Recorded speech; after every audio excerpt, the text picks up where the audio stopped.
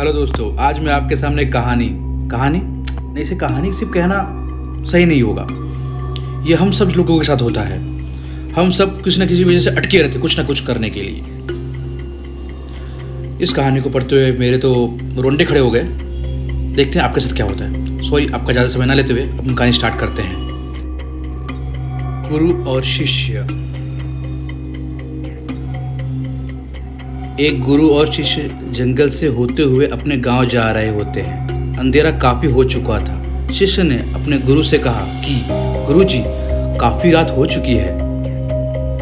अगर आप कहें तो आज की रात यहीं आसपास के किसी गांव में गुजार लें। गुरुजी ने अपना सर हिलाया और वो आसपास के गांव में एक छोटे से घर के पास जाकर रुके। अब जैसे ही वहां गए तो गुरुजी के शिष्य ने दरवाजा खटखटाया।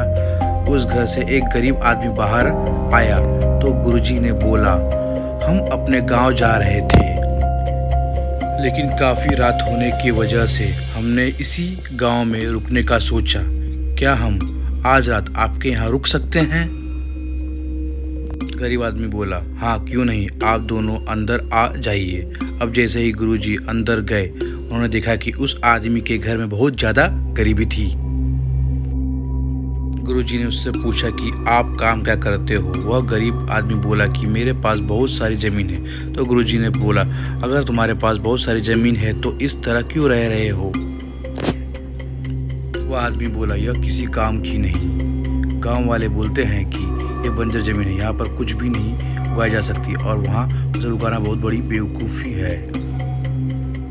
गुरुजी ने बोला कि तुम्हारा गुजारा कैसे होता है? उसने बोला कि मेरे पास एक भैंस है, इससे मेरा पूरा घर चलता है। ये सुनने के बाद गुरुजी सो जाते हैं और रात में जब सब लोग सो रहे होते हैं तब गुरुजी अपने शिष्य को उठाते हैं और उस गरीब आदमी की भैंस लेकर अपने गांव चले जाते हैं। शिष्य अपने गुरु से पूछता है कि गुरुजी, कहीं आप ये गलत तो नहीं कर रहे हैं? उस गरीब आदमी की रोजी रोटी इसी भैंस की वजह से चलती है।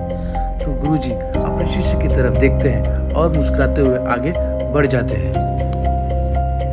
उस बात को तकरीबन 10 साल गुजर जाते हैं और जो गुरु का शिष्य था वह बहुत बड़ा गुरु बन चुका था। तो एक दिन उन्हें उस गरीब आदमी की याद आती है कि मेरे गुरु ने उस आदमी के साथ अच्छा नहीं किया था, मुझे एक बार चलकर देखना चाहिए कि वह आदमी अब किस परिस्थिति में है। वह शिष्य उस गांव की तरफ जाता है और वहां जैसे ही पहुंचता है तो वह देखता है कि जहां पर उस गरीब आदमी का झोपड़ा था वहां पर एक बड़ा ही आलीशान महल बन चुका था और उस झोपड़ी के बाहर जो बंजर जमीनें थी उस पर फूल और फलों के बगीचे थे। तभी उधर से उस घर का मालिक आता है। शिष्य उसे पहचान लेता है और उस आदमी को बोलता है कि तुमने मुझे पहचाना?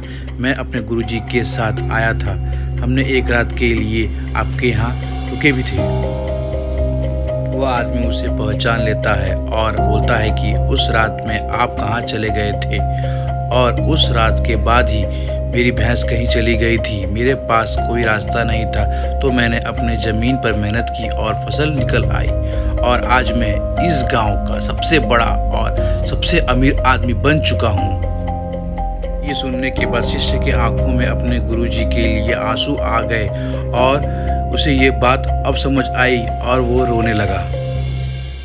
इस कहानी से हमें ये सीख मिलती है कि हमारे अंदर ऐसी बहुत सी टैलेंट छुपी हुई है, लेकिन हमें कोई ना कोई चीज़ रुका कर रखी है।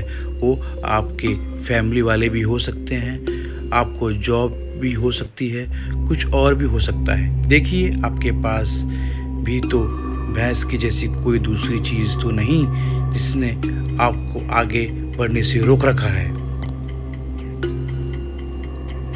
बहुत ही अच्छी स्टोरी है दोस्तों।